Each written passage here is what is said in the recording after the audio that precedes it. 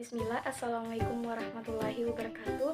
Saya Anika Satriani, NIM 1A1180050, kelas reguler A, Program Studi Ilmu Kesehatan Masyarakat, Fakultas Kesehatan Masyarakat, Universitas Halu Oleo, Angkatan 2018. Pada kesempatan kali ini, saya akan menjelaskan tentang jurnal yang berjudul Uji Kualitas Air Minum Isi Ulang di Sekitar Kampus UIN Raden Fatah, Palembang oleh Riri Novita Sunarti. Perlu kita ketahui bahwa masalah utama yang harus dihadapi dalam pengelolaan air ialah semakin tinggi tingkat pencemaran air, baik air yang berasal dari air limbah rumah tangga maupun limbah industri, sehingga upaya-upaya terus dilakukan untuk mendapatkan sumber air, khususnya untuk pemenuhan air minum yang memenuhi persyaratan yang telah ditetapkan. Kebutuhan masyarakat di sekitar kampus UIN Raden Fatah Palembang akan air minum terus meningkat tidak diimbangi dengan ketersediaan air bersih yang ada. Salah satu penyebabnya adalah sedikitnya tempat yang memiliki sumber air untuk diolah menjadi air minum. Sumber yang ditemukan di sekitar kampus UIN Raden Fatah Palembang ialah air tanah atau air sumur. Namun pencemaran air yang semakin luas buat air tanah menjadi tidak layak untuk dikonsumsi. Metodologi penelitian, waktu dan tempat. Penelitian ini dilakukan pada tanggal 18 sampai 25 Juni 2016 di Laboratorium MIPA Fakultas Ilmu Tarbiyah dan Keguruan Universitas Islam Negeri Raden Fatah Palembang. Metodologi penelitian ini bersifat eksperimen yang menggunakan metode penentuan nilai MPN untuk mengetahui kualitas air pada sampel secara kuantitatif. Alat dan bahan. Alat yang digunakan yaitu tabung reaksi, tabung Durhan, pipet ukur, bunsen, cawan Petri, gelas ukur, jarum Posen, rak tabung reaksi, kertas label, Erlenmeyer, dan inkubator. Bahan yang digunakan dalam penelitian ini adalah tempat sampel air, media laktose board, media berlian green laktose billboard, media iosin Madeline Blue, dan alkohol 96% dan kapas. Cara kerja. 1. Sterilisasi alat dan bahan. Seluruh alat yang digunakan dicuci bersih dan dikeringkan. Tabung reaksi, gelas ukur, dan Erlenmeyer ditutup mulutnya dengan kapas. Yang kedua, pembuatan media laktose board, yaitu sebanyak 13 gram laktose board dilarutkan dalam 1000 ml Aquades, kemudian diaduk sampai larut dan dipanaskan hingga mendidih. Lalu disterilkan selama 15 menit di autoclave dengan tekanan udara 1 atmosfer dan suhu 121 derajat Celcius.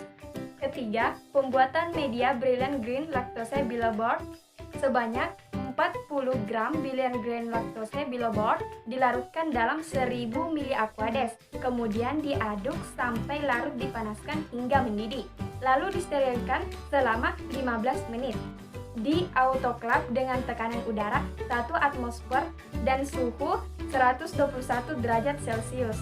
Keempat, yaitu pembuatan media iosin Madeline Blue sebanyak 37,5 gram iosin Madeline Blue dilarutkan dalam 1000 ml Aquades, kemudian diaduk sampai larut dan dipanaskan hingga mendidih. Lalu disterilkan selama 15 menit di autoclave dengan tekanan udara 1 atmosfer dan suhu 121 derajat Celcius. Yang kelima, yaitu pengambilan sampel. Sampel air diambil dengan menggunakan botol kaca yang berwarna gelap yang sudah disterilisasi dengan volume 150 ml. Sampel air didapatkan dari depot air Isulang di sekitar kampus UIN Raden Fatah Palembang. Air tersebut didapatkan dari tempat yang berbeda.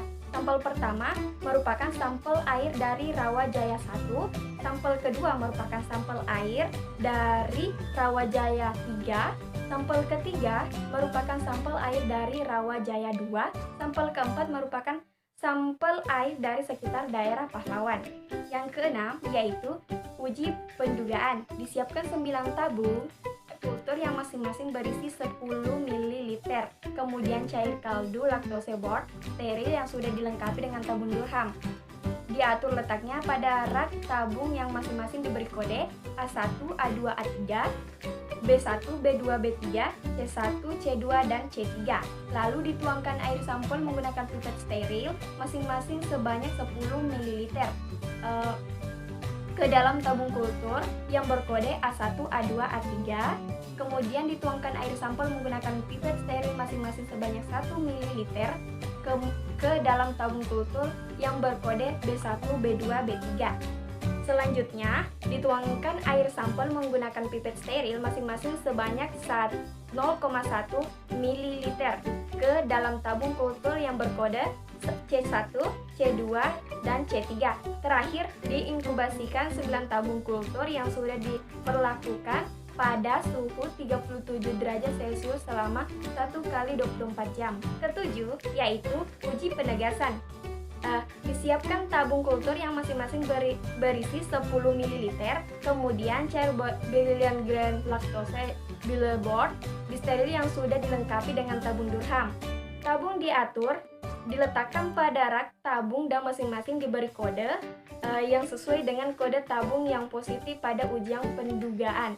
Misalnya A1, A2, A3, B1, B2, B3, C1, C2, dan C3, sehingga jumlahnya sama dengan jumlah tabung yang positif saja.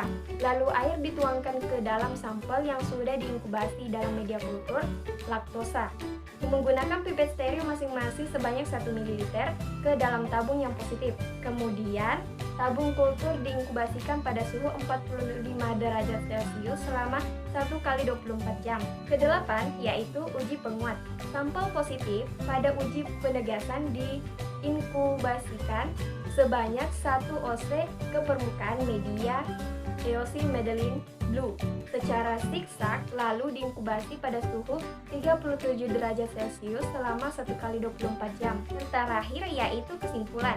Hasil pengujian kualitas air isi ulang dengan metode MPM memperlihatkan bahwa keempat sampel tidak layak untuk dikonsumsi karena terdapat bakteri E. coli dan coliform non-fekal.